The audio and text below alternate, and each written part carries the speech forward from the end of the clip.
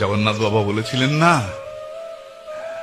শেষ বয়সে নবদ্বীপে যাচ্ছেন সিদ্ধ জগন্নাথ বাবা। বৃন্দাবনের মহাত্মারা সকলে বললেন, এতদিন বৃন্দাবনে ভজন করে আপনি এখন নবদ্বীপে যাচ্ছেন কেন? এই বয়সে নবদ্বীপে চলে যাচ্ছেন কেন? জগন্নাথ বাবা বললেন, বৃন্দাবনে অন্যায় করলে শাস্তি পেতে হয়। একটা কলসি ভেঙেছিল বলে মা যশোদা গোপালকে দড়ি দিয়ে বেঁধেছিলেন, আর নবদ্বীপে নিমাই সব ভেঙে ফেললেও সচিমাতা কিচ্ছু বলেন নাই। কেন জানো? নবদ্বীপ ক্ষমার ভূমি। যত অন্যায় করো না কেন, তারপর যদি একবার হা গৌর বলে নবদ্বীপের ধুলায় লুটিয়ে যাও, তুমি জানবে কৃপা তোমার হবেই হবে। নবদ্বীপ হেন গ্রাম ত্রিভুবনে নাই। জহি অবতীর্ণ হইলা চৈতন্য গোসাই।